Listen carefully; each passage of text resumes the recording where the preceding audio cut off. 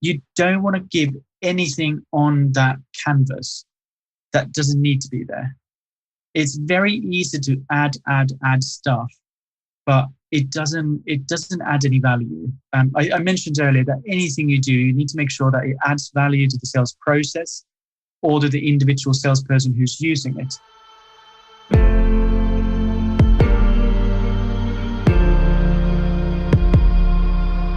This is Sales Ops Demystified, the #1 most downloaded podcast in sales operations. We invite the brightest minds in sales ops onto the show to deconstruct the what, why, and how behind rep productivity, forecasting, metrics, and all things revenue. This podcast is brought to you by Ebster, a revenue intelligence platform used to identify risk in the pipeline and score customer engagement, and is sponsored by the Global Sales Operations Association and the UK Revenue Operations Network.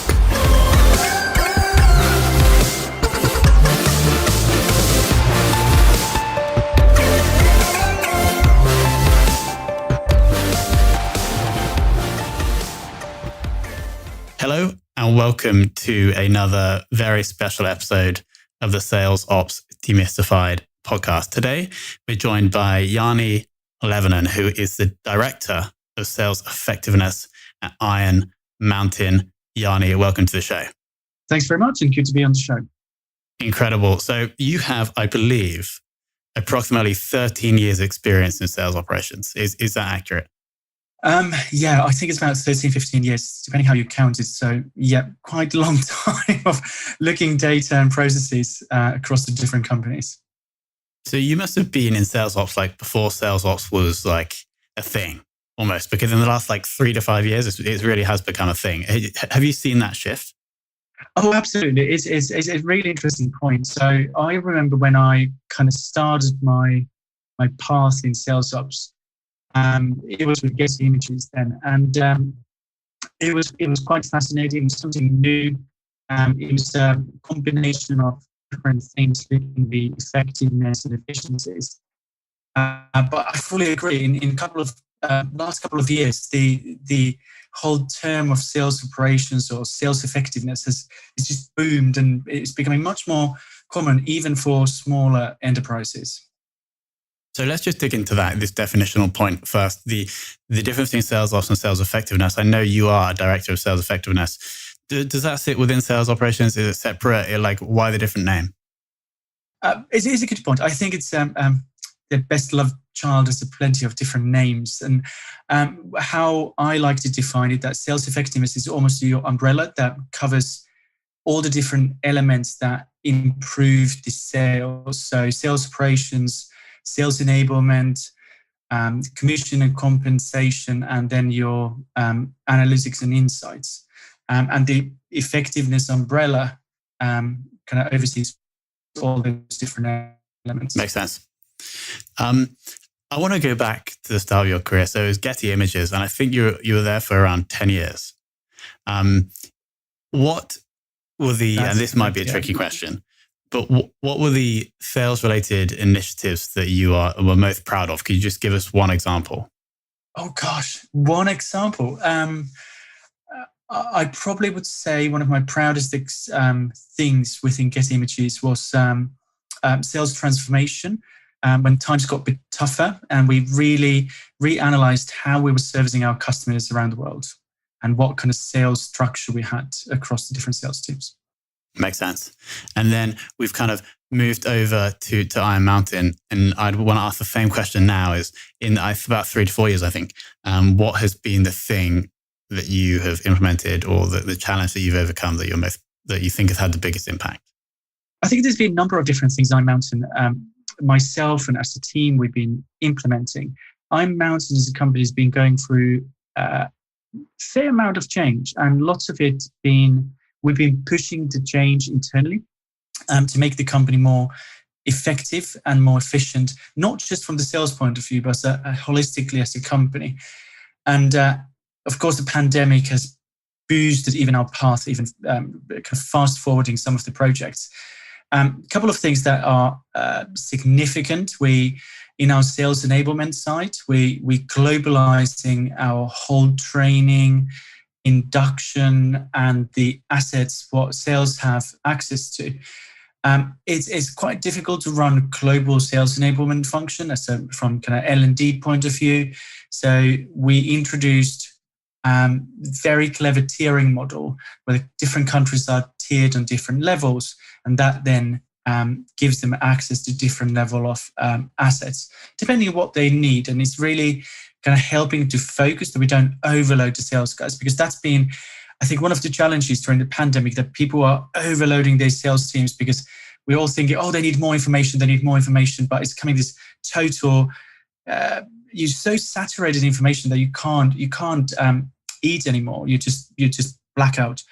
The other thing which we're working at the moment, which is one of my favorite challenges, is we're globalizing our commissions and compensation accounting, really bringing transparency for the sales guys, not just looking from the company point of view, how much we spending money on commissions and how our comp plan works around the world, but bringing simplicity and clarity to the sales teams around the world in a time when there's so much uncertainty on everything else, and how sales operations can really drive that job satisfaction through simplicity and clarity. Yeah, I totally agree. I think both of those are slightly connected. So they're not overloading your salespeople, but also having a very clear and simple compensation system. It's almost like we need to get out of the way of the sales reps a little bit more to do what they do best, while still being there to ensure that they're going to get paid and to ensure that they have resources. But we don't want to hold their hand too much. So that's the sense I'm getting. Oh, absolutely. And I quite often refer sales ops in my own mind as it's the oil in the engine, because when you've got well-oiled engine, it just happens. Everything works and the whole cockwork moves so smoothly. But if you let the oil to get sticky and rusty, the whole engine grinds to halt. And when you're having sales ops as that oil of the engine, they're really making sure that the sales teams know what they're doing and supporting them along the route. They have the insight data, the processes work. It all just works. It happens like magic. It's not as easy as it sounds, of course, but it's. I think quite often when sales ops work perfectly, nobody realizes the existence of department. But when things start going wrong, then people say, "Oh, oi, where's my sales ops business partner?" Got it. So we actually kind of want the sales ops team to be almost invisible all the time.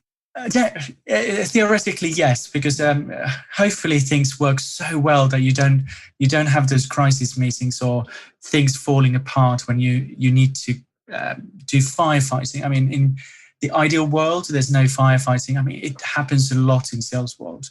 But ideally, it would be amazing if things could happen. I think there's another kind of visual image that I like is when you're thinking that the sales ops and sales enablement are your stage managers in a theater.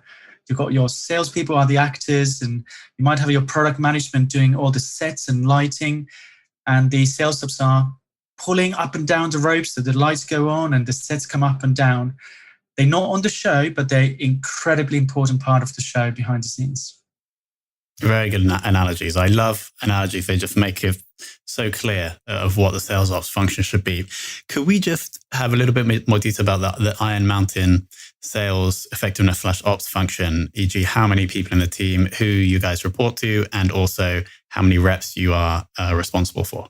Yeah, happy to dive into a bit of a kind of meat around the bones. So how we structured our team across the world is that we have regional directors for sales operations. So making sure that we have that kind of regional understanding and insights what's going on and we can react quickly. So we have regional director for Asia Pacific, Europe, Middle East, Africa, and then North and South America. So 3 regional directors. Then myself, I at the moment head special project and the kind of redesign of our compensation and commission team. So taking a slightly different role. My role at the moment is a global, so I oversee all our operating countries around the world. And then similarly, my colleague who's our director for sales enablement, he's got a global role. So he's leading our global enablement strategy, how we really train teams, and really focusing, just like myself, on that kind of global scaling, how we can use technology stack and online tools to make sure that we can provide as much in local languages where possible, but in a global scale. And we also have a director of analytics and insights who then provides us a global level of reporting and insights on different projects. We all kind of directors, we report currently to VP of Revenue Operations. We had a little change there recently. So we merged our revenue management team and sales operations and sales enablement teams under VP of Revenue Operations. So we have a more holistic kind of commercial view of what's happening in the company. When we're looking to team sizes then around the world, we've got roughly, I would say about 1,300 sales reps around the world. It really varies country by country. We have countries where we've got 2 sales reps to countries where we have 600 sales reps. So there's huge differences on the countries. And our go-to-market strategy is fairly similar in most of the countries. So we are in midst of redefining it and simplifying it. Some of it is being pushed by COVID because the way our customers and clients are working is really driving our go-to-market strategy. We used to have a much larger quantities of probably field reps historically. We are now making sure that those customers who need field rep, they have access to field rep, but those who don't really need one, we are creating more inside sales rep type of roles around the world. Awesome. And then it would be great just to hear a little bit about the sales tech stack as well. Tech stack, I think is something everyone's always really excited. Our core platform, we're running on Salesforce. It's the core platform for the sales teams. We've got a flurry of different apps on top of Salesforce, varying from third-party data integrations, providing additional data. Companies like we've got LinkedIn pushed in, we've got Salesforce Einstein. I think there's a Dun & Bradstreet, we've got Zoom Info, lots of these kind of data, providing data for our sales guys so they know what they're doing. We're also linking our revenue management, so the pricing tools are linked into our opportunities. So the system is automatically providing guidelines on the pricing when they're negotiating on contracts and opportunities. So the salesperson doesn't have to be doing the research. The systems provide automatically that insight, what is the right price or what is kind of the what I should be aiming to on different products or service groups. We also use marketing automation tools that provide our lead management. So they all live in a kind of marketing world in our marketing operations, but they all link directly in. One of the new platforms currently our incentive compensation management platform doesn't link to Salesforce, which is a bit of a shame. And hence I'm in progress at the moment getting brand new ICM platform globally that will then link to Salesforce as well. So I think our tech stack is quite heavy, but what we're constantly focusing on, that the user interface for the sales rep is simple.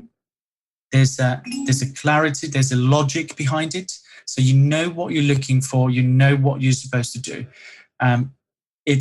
I sit in our steering committees for Salesforce from a Sales Cloud point of view. And one of my mantras is that I'm probably the person everyone knows that I'm going to decline every single new feature, because for me, it's like iPhone. You don't need to read the instruction manual for iPhone. You pick it up, you know how to use it. Any sales tool should be the same way. You pick it up, you know what you're supposed to do. Yeah, some things might be trickier because you're creating complex solutions for the client, but it shouldn't be so complex that you need to start reading a manual. How do I convert lead to an opportunity, or how I convert opportunity to a contract? No, it should be enough intuitive that you can use the tools. And there needs to be the value, there needs to be the benefit for the sales guy to do something on the platform, or otherwise it's not working. Makes total sense. Final question from me is, who in the world of sales ops would you most like to take for lunch? Oh, I was expecting that question, Tom. And I was thinking about it earlier today. Who would it be? And I realized actually it's my own team. I haven't seen my team for nearly 2 years. I would love to just get them all together, take them out for big lunch or dinner in Boston, probably seafood, and just have a good old jolly and share all the stories from 2 years. That is a beautiful answer. Alex, over to you. Thanks very much, Tom. And thanks, Jani. That was amazing. I kept getting distracted thinking, I can't just enjoy what you're saying. I've got to think of some follow-up questions. But the beauty of so much of what you're saying is it was in the simplicity of how you explained it. And so there were things I love, but I think diving into them further would just be to dilute the strength of what you've already said. I mean, I love the sales ops, the oil in the engine, and the stagehand analogies. That was already helpful. But one of the things is, like, and I think this is because this is the focus of what you're doing and in your role, which might be really interesting for the audience, is focusing on this sort of globalized training. Because Tom was alluding to, sales ops is in the public kind of sense is more of a more recent kind of role, and therefore it's very big in the sort of the startup community and people that will be more geographically focused and looking to expand. So I think some more insights on how you've approached running a globalized team would be really interesting. I think, Alex, is a fantastic question, and I think there's sometimes concerns. People think sales ops needs to be huge function, and then my company can't afford to have a full blown up sales operations function, but it doesn't have to be that way. You can start from small. So you can have that one sales ops business partner. I think the key on is where you position the role as well. My personal view is never should be reporting to the sales director or the commercial director, because then you're not objective, because your boss is then dictating, oh, I don't want to see those numbers. Can you run me these numbers? Or can you give me insight on this? Like, hold on. No, let me give you insight what you should be doing or what direction we should be. And the story is not always pretty, but then you're really having honest conversations. And when you're starting on a let's say a one-man band, or you have a small team for sales ops, you can make the remit a bit wider. And I think when we talk about globalization and how sales ops can help the smaller companies, is absolutely the simplicity and clarity and scalability. I think those are my key words I keep repeating to everyone. Anyone's asking me the question, because when you, as a small company, you start building your tech stack or you start creating new ideas, we so easily, especially during acquisitions, we leave little platforms running here and on the right-hand side, or someone buys an app. Oh, this is a really cool app. It doesn't reintegrate with anything, but let's use it. And because it doesn't integrate, oh, it doesn't work on this currency. Well, let's get different app for France, or let's get different app for Brazil. When you have a person who is the oil in the engine, or the guy who has to go, or the lady who's your traffic police in the traffic lights, who needs to approve all these kind of business decisions. I'm not, when I'm saying approve, not saying yay or nay, but being part of the conversation. Suddenly you have a bit of a control over your whole global tech strategy, how you're creating the sales process. I think another kind of visual image is that if you start creating that everything is run by exception, even if you've got 10 countries in Europe or 10 countries in LATAM, it's incredibly difficult to run management information, to do training, if you just allow every country to be individual. But if you think that we're all one company and your foundation becomes the key thing, and then top of the foundation, you add those cherries on the top, which are your local culture, your local operating ways, the local contracting, suddenly the base of the information is standard. And you can do so much, even as a small company. When you start expanding and growing, when you keep the foundation the same around the world, life becomes so much easier. You don't need to add headcount in every country because you can scale. You don't have to hire a multitude of different things because you can scale the foundation. and it's just adding, for example, languages on the top or something similar. Amazing. Thank you. That was really, really helpful. And because the other thing, obviously, that you kept going on, as you said, you're known for talking about simplicity. And I also loved the iPhone analogy. Even as an Android user, I love that slide. But what I think of simplicity is everyone knows it when we see it, but designing it is super hard. Now, it sounds like you've spent a long time being the champion for simplicity. So I'd love to hear some tips around how you sort of solve for simplicity, so to speak. Oh, it's a really fascinating topic, and I've been really privileged to be involved. I was, for a couple of years, I was sitting in the customer advisory board for Salesforce as well when they were launching new things. And I think the interesting thing about simplicity is that when you're looking any page layout, being your customer facing or being internal CRM page, regardless of platform you're using, if there's a field that you cannot justify why it's there, or what is it used for? Or if you run data and you realize nobody's using the field, take it out. Absolutely, just take it out. If you need to have a hidden calculation value to provide you insight, don't show it to the sales guys. If it's your reporting, if the finance wants to know something, it's not supposed to be on a page layout. You don't want to give anything on that canvas that doesn't need to be there. It's very easy to add stuff, but it doesn't add any value. I mentioned earlier that anything you do, you need to make sure that it adds value to the sales process or to the individual salesperson who's using it. If you're asking information from the salesperson, or even if it's a self-service platform for the client, and you're asking information that is more likely to confuse the person, they are more likely not to use that field. And then you already wasted the point. Why are you asking something that nobody knows what it is? And because the more you're adding stones along the way on the path, the longer and harder the whole path becomes, and more aggravated the person becomes by the end of the path they get there. You can have one or two little missteps there, but if you've got constant missteps, you have to constantly stop and read and understand what you're doing, it's not going to work.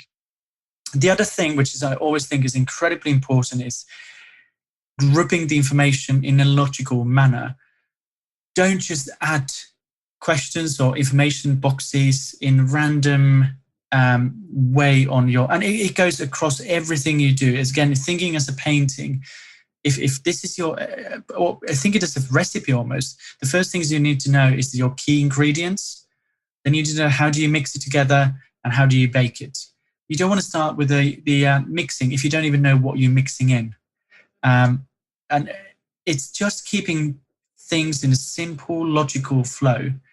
I love sometimes just asking random people on changes, what do you think about this? And they say, well, I don't know the background for this. They're like, I don't care. But if you would read this, does it make sense? And people, if they say after 5 minutes, like, I really don't understand this question. It's like, okay, so the question is wrong. Oh, no, it's probably because I don't know the industry. It's like, no, that's not industry-related question. It's asking your email address. If you don't know how to type email address, the question is clearly incorrect. Sometimes simplicity and clarity is not rocket science, but I think we make it sound rocket science because we overcomplicate something that should be so simple. Brilliant. Thank you so much. That was really, really helpful. And I'm already buzzing to go away and sort of have a bit of time to myself, just thinking about how I can apply some of these things in my area. So thank you very much, Jani. No, brilliant. All right, Jani. So the things that I think really stuck out to me and Alex, based on Alex's feedback there, is kind of the number of simplification analogies. So I've got a couple written down here. So Sales Ops being the stage manager, just off, like not on show, but incredibly important. Or Sales Ops being the oil of the cogs to ensure that the system is working fine. Sales Ops being invisible, and also having sales tech almost like an iPhone. We shouldn't have to have a user's manual. And so they're the things that we've taken away and we'll highlight in all the title and all the content around this post. So Jani, thank you so much for coming on and sharing your wisdom. Brilliant. Thanks very much for inviting me.